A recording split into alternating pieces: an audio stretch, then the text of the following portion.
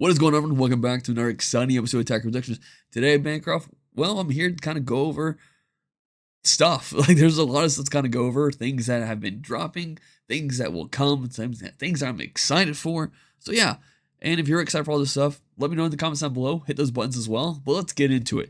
We're going to start with Dragon Ball Masters, but we're going to also go into Star Wars as well, because we've been dropping a lot of those videos lately, and don't want to kind of exclude those people either. So for Dragon Ball Masters, hopefully later today will be my tier list profile. I know I mentioned this was out last week, but I've just been busy trying to get all of these Star Wars videos out and trying to get caught up on other stuff. So yeah, my tier list deck profile will be out later today. And then we have two matchups this week. One is the SS4 Vegito taking on Yamcha, and then in round 3 we had Yamcha again, but he was taking on Tapion. So yeah, get some more variety of stuff going on there, which is kind of fun. And I'm not on both cameras, so it's awesome. Set 25 is now being revealed. At the time of recording this, all of Gotenks is out. I do plan on going over that archetype, and I do plan on going over all the other archetypes as we go through these. I'm super excited, kind of just something I've been waiting for. This is the 7-year anniversary set, so that kind of adds extra hype to it as well. Also, I'm a Gotenks fan. One of my favorite cards back in the day was, what's crazy, I can't remember what it's called right now, but hang on. I think it's Quick Thinking Gotenks. Yeah, Quick Thinking Gotenks. It's a card that, it's 15k crit. It's Union Fusion, 2 blue, but you get to draw 2 cards when it's Union Fusion, and then when it attacks, it draws a card. So for 2 energy, you're drawing 3 cards, and it's a 15k crit.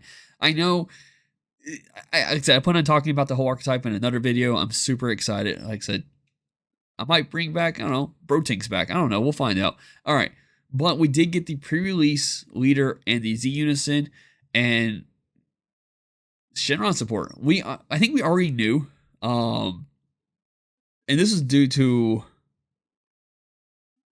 we already knew that this whole set was kind of like, I don't want to say the decades, but the generation of Dragon Ball. So like, I think it's red is Dragon Ball. I think green is Z. No, sorry, blue is Z. I guess green would be Super. Yellow is gonna be GT, and I think black is like Xeno stuff. But it's like the generations, like we're getting a little splash of everything there. 4 Seekers as well. Like, I'm just super excited. Hopefully we get a trailer soon before all the reveals drop. But hey, if we don't, we got something to talk about at least. But the pre-release leader is Oceanus Shinron. So on the front side, it's a 6-star ball. It can't attack. Dragon Balls typically can't attack at all. But activate mean, add 1 card from your hand to your Z energy. Switch this card to rest mode. Look up the top 5 cards of your deck. Add up to 1 yellow Shadow Dragon card to your hand and shuffle your deck afterwards. And then it awakens when your life is 6 or less, or you have 2 or more energy. Sorry, and you have 2 or more energy. You draw 1 card, switch this card, and up to 1 of energy's active mode. So nothing special there. You know, you're going to go down when your opponent attacks you. And you're really just cycling cards from your hand to your Z energy. On the Awakened side, we have Oceanus. It is a blocker. On attack, the auto is you discard 1 yellow card from your hand. When this card attacks, you draw 2 cards. Activate mean once per turn for 1 yellow energy. Play up to 1 yellow Shadow Dragon card with an energy cost of 4 or less from your warp. Then switch this card to active mode at the end of your turn. Like I said, it has blocker, so it's able to kind of keep certain cards alive on your board, which is kind of nice because the activate battle on this card once per turn if it's your opponent's turn, and you send 3 yellow Shadow Dragon cards from your drop to your warp. This card gains 10,000 power for the battle. So that's a little mixed thing. You could use this card to take a hit if you want to go down and say 4 life, possibly use a super combo, maybe even 5 life, however you want to work it out. Or you can use this as a defensive tech. You want cards in your warp anyways, so you can use Activate Main to play a 4 or less cost for 1 energy, which is great. But I see it more as that, hey, I'm just going to use this as a way of getting an extra 10k combo and not to worry about stuff, which is pretty cool. And then we got the Z Unison, Black Smoke Dragon, minus energy beyond limits. It is a 2 yellow energy and 1 Z energy. Hence why the leader wants to put a card, because you're not going to be able to combo cards off with the front side leader. So you use its ability to get you cards into your Z energy. So that way you can play this on turn 2. So once again, it's a Shadow Dragon, so it can attack. Sorry, not Shadow Dragon. It's a Shinron card, or in this case, Black Smoke Dragon. It can't attack at all. +1, activate main. Choose up to one of your yellow Shadow Dragons cards with energy cost of 8 or less, and it gains barrier until the end of your opponent's turn. That's kind of nice. Helps kind of keep certain things alive, which is good. But the kicker to this thing, which is why I had to reach out to Fluff right off the bat when I saw this, activate main for -1 marker. If your leader is a yellow Shadow Dragon card, add cards from your life to your hand till you have 6 left. Place up to one yellow Shadow Dragon card from your drop or warp at the bottom of your deck, and increase this specific cost by card by 2 yellow energy, which means it makes it a 4 cost unison. And the reason why I reach out to Fluff is because one of the decks that Fluff absolutely loved playing is the old Shinron. And yellow Shinron to be more exact. And let me pull it up real quick just to double check the Awakening condition, which is when your life is 3 or less, or you have a yellow unison card with specific cost of 4 in play, you may draw 2 cards, which just switch up to one of your energy to active mode, flip this card over. It just gives you another way, like you're guaranteed to have that unison. So whenever you want to awaken, you're able to awaken. Like it's not going to be a problem now. So you don't have to worry about playing any unisons in your deck. You focus on just this one Z unison in your sideboard just to get the awaken off. And if you want to use it to protect your 8 drops, great. That's awesome. Yeah, this is super exciting. Or I think 8 or less is what I meant to say, right? Yeah, 8 or less. So it won't protect like the 9 drop, which is sure, I guess. I mean, he negates stuff naturally when they get played, but you can protect like the smaller stuff and things that you want to protect.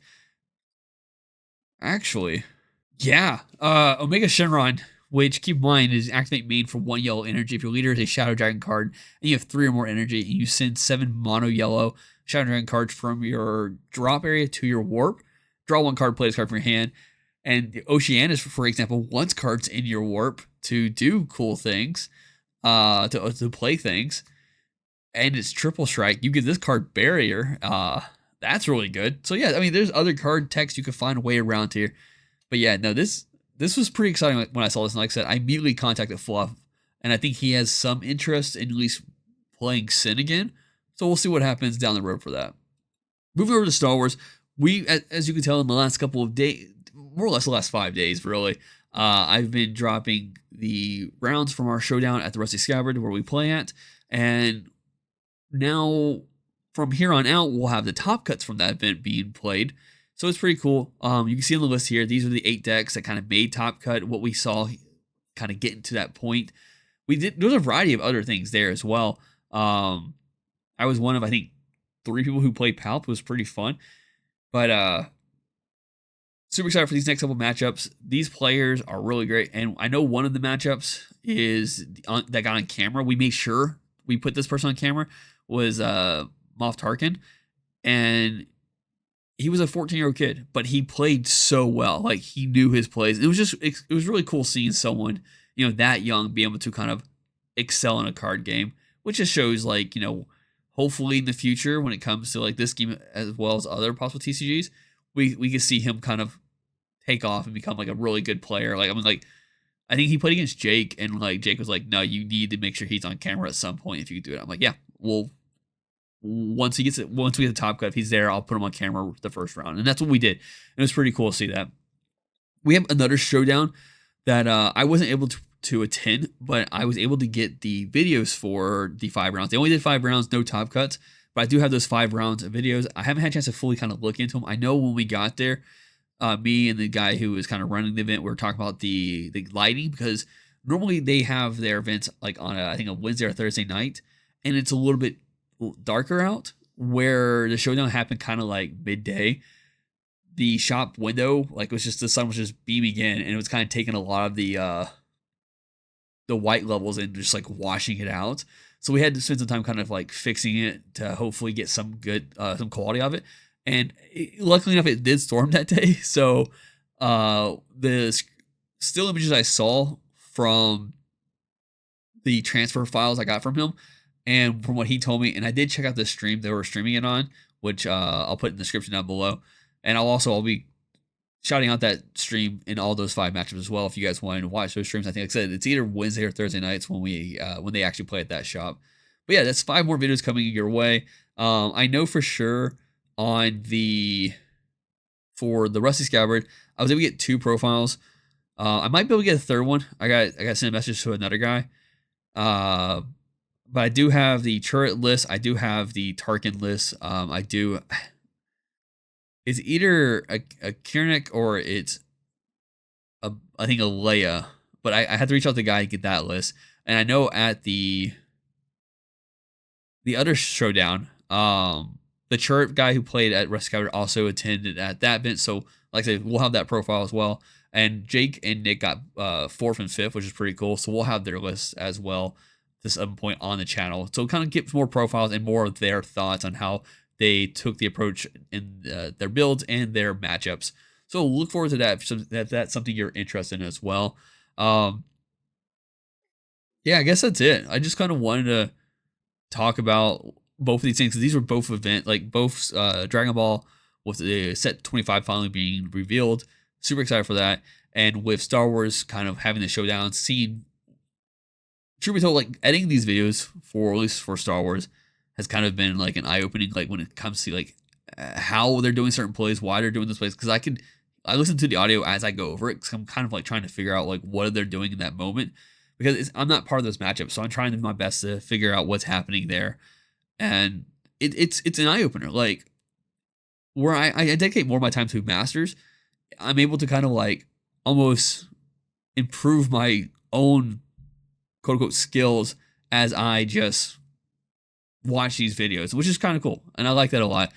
But yeah, I think that's it. I know we didn't do reveals for set 2, but I do plan on hopefully bringing Jake and Nick on at some point to talk about when all the leaders get revealed for set 2 Star Wars, and we go over that as well. If that's something you're interested in, let us know in the comments down below.